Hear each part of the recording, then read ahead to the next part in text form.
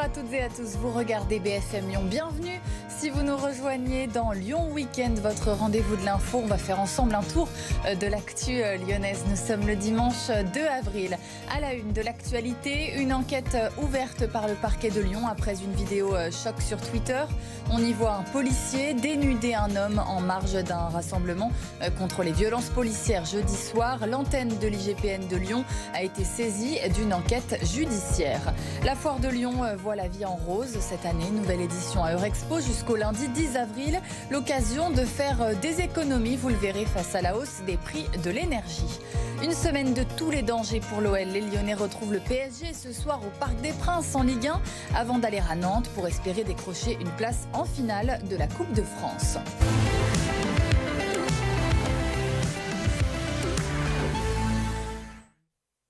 Une enquête ouverte par le parquet de Lyon après la diffusion d'une vidéo choc sur Twitter où l'on peut voir un policier déshabiller un homme. La vidéo aurait été filmée jeudi dans les rues de Lyon en marge d'une manifestation contre les violences policières. L'antenne de l'IGPN de Lyon est saisie d'une enquête judiciaire.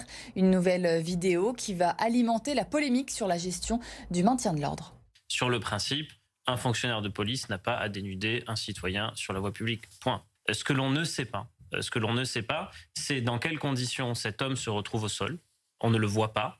C'est aussi à l'enquête de faire la lumière sur ces conditions d'interpellation. Mais il manque quand même beaucoup d'éléments. La seule chose qu'on comprend, c'est qu'à la fin, étant seul, parce que manifestement, il interpelle seul, et qu'il y a un groupe de personnes qui commencent à se resserrer autour de lui, il s'en va, et donc il renonce à l'interpellation. Mais il manque beaucoup d'éléments de contexte, et notamment tous les éléments avant, pour comprendre dans quelles conditions ce policier, cet homme, se retrouve au sol et dans quelles conditions précises cet homme se retrouve dénudé.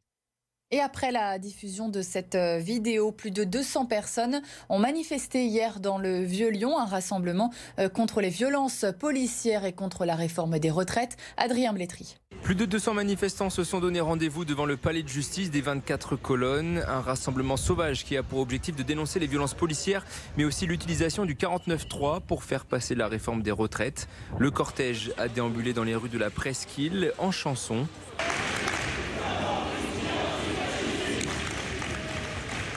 Après un arrêt sur la place Bellecour, la pluie et la grêle a refroidi les troupes. Une cinquantaine de manifestants s'est alors dirigée en direction du Vieux-Lyon aux alentours de 16h. Des trottinettes ont été déplacées sur la route, un conteneur a été renversé et quelques tags sont à déplorer. Mais il n'y a eu aucun affrontement avec les forces de l'ordre.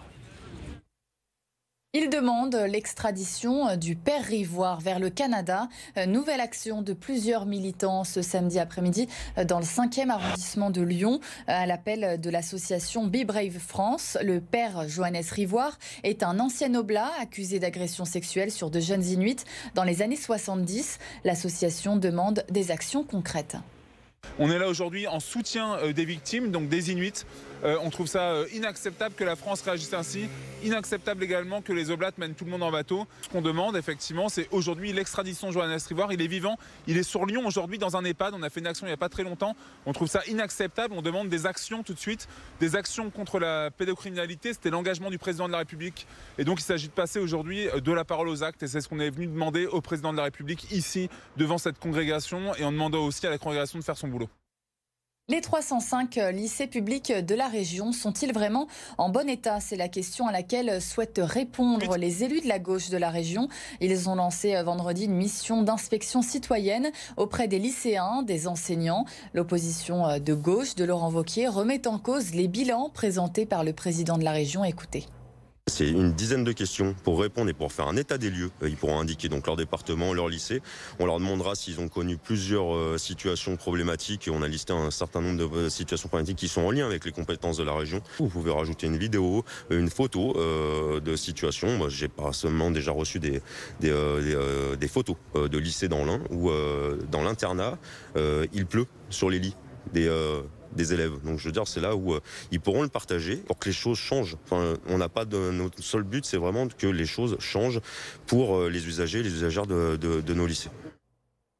Ce lycée, lui, va prochainement disparaître. Le lycée Pierre Brossolette de Villeurbanne est en cours de démolition. Pour préserver la mémoire et le patrimoine de ce lycée, une asso a organisé une collecte ce samedi. Les anciens élèves et enseignants étaient invités à déposer des souvenirs pour qu'ils soient conservés dans les archives de la ville. Mais ils pouvaient aussi repartir avec un morceau de gravat en guise de souvenir. Quand j'ai vu qu'ils commençaient à détruire le gymnase, ça fait quelque chose. Et même là, je vois complètement délabré le lycée, ça fait quelque chose. C'est très très très émouvant. Enfin, moi je passe souvent devant parce que j'habite dans le quartier. Et quand je pense que cette façade jaune, je ne le verrai plus, c'est tous mes souvenirs qui partent un petit peu avec. Mais bon, je m'en souviendrai quand même tout le temps. J'ai pris pas mal de photos parce que pour les anciens, c'est-à-dire ceux qui ont été aussi enseignants ici ou autres, et leur faire parvenir ces souvenirs. La foire de Lyon est de retour à Eurexpo jusqu'au lundi de Pâques, lundi 10 avril. L'occasion de découvrir de nouveaux produits, de passer un moment agréable en famille, mais aussi pour faire de bonnes affaires. Avec la hausse des prix de l'énergie, les Lyonnais cherchent à faire des économies. Vincent Serrano.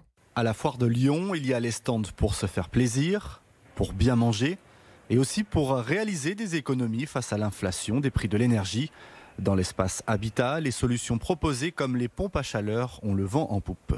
Le meilleur moyen de lutter contre l'inflation, c'est effectivement de proposer des solutions permettant de faire des économies d'énergie, couplées à des aides fiscales, des solutions proposées par l'État, comme les éco-prêts à taux zéro qui permettent de financer à 0% la rénovation énergétique d'un bâtiment, ou encore des solutions MaPrimeRénov' qui sont tout simplement des subventions de l'État pour aider les gens à changer leur système de chauffage. Quelques mètres plus loin, au stand de l'isolation thermique des logements, Jean-Yves se renseigne. Le futur retraité fait déjà très attention à sa consommation d'énergie. On régule, on minimise quand on est absent. Et la nuit, le chauffage, on le baisse. Naturellement, tout ça est programmé par horloge, sur une horloge. Et voilà, quand on est absent, je vous dis, on baisse le chauffage. Cette année, l'économie d'énergie s'affiche en grand chez les commerçants et peut s'appliquer également en cuisine ou dans les appareils domestiques. Ça y est, c'est officiel. Tony Parker rentre un peu plus dans la légende du basket. Le président de l'Asvel va entrer dans le Hall of Fame. C'est historique puisqu'il est le premier Français à intégrer le panthéon du basket américain pour sa brillante carrière avec les Spurs. Clément Lanuc. 4 ans après son retrait des parquets américains, il n'a pas été oublié. Tony Parker va intégrer le Hall of Fame de la NBA, panthéon de la plus prestigieuse ligue de basket. C'est un honneur pour moi d'avoir été élu au Hall of Fame de la NBA au premier tour. Je suis très ému. Je n'aurais jamais pu imaginer dans mes rêves les plus fous d'y être un jour. Merci à tous de m'avoir soutenu. Deux légendes. Une consécration pour l'ancien meneur de San Antonio. 18 saisons NBA, 4 titres de champion avec les Spurs. Premier Français à recevoir cet honneur. Son intronisation est prévue le 12 août prochain. En rugby, le Loup peut encore rêver à un deuxième titre consécutif en Challenge Cup. Les Lyonnais se sont imposés en 8e de finale face au Stade Français hier après-midi. Score final 24-41, Jérémy Charrier. Concentrés et accrocheurs, les Lyonnais sortent vainqueurs de ce duel franco-français en Challenge Cup entre le Stade Français et le Loup. Après une première mi-temps brouillonne mais très physique, les joueurs de Chris Boupsy sont rentrés au vestiaire avec un petit point de retard, 19.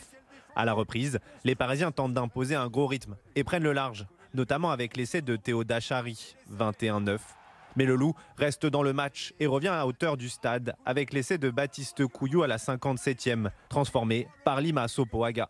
Puis le Loup s'envole en fin de match grâce à des essais de Marchand et du Mortier. Lyon rejoint Toulon et Clermont en quart. Du football et en national, Villefranche s'est réveillé trop tard ce samedi face à Nancy, mené 3-0. Après 23 minutes de jeu, les Caladois ont réussi à marquer juste avant la pause. Puis en seconde période, à la 64e minute, Villefranche s'incline 3-2 après une belle seconde période. Une nouvelle défaite face à un adversaire direct dans la lutte pour le maintien. 27e journée et les Caladois sont à la 14e place du classement. PSG-OL, c'est ce soir un match choc après 2 semaines de coupure et des retrouvailles pour Laurent Blanc qui revient pour la première fois au Parc des Princes depuis son éviction du club en 2016. Une semaine cruciale pour l'entraîneur avec un calendrier chargé. Samia Hani avec Édouard Jay. En Ligue 1 contre le PSG dimanche, face à Nantes en Coupe de France mercredi, cette semaine s'annonce cruciale pour Laurent Blanc et ses joueurs qui peuvent tout perdre en quelques jours. C'est une semaine excitante, je trouve. Donc voilà, il y a des matchs difficiles, bien sûr. Mais on joue au football pour ça, on entraîne pour ça. C'est pour des semaines avec de la pression, avec des enjeux.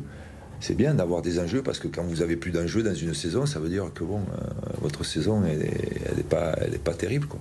Distancé en championnat, l'Olympique lyonnais ne veut pas pour autant sacrifier le match au Parc des Princes. Au contraire, les Rodaniens veulent se servir de ce choc contre la meilleure équipe de France pour préparer leur demi-finale à Nantes. On essaiera de jouer ce match-là, de ne pas trop penser en jouant ce match-là au match de Nantes, que ce soit les joueurs, moi-même.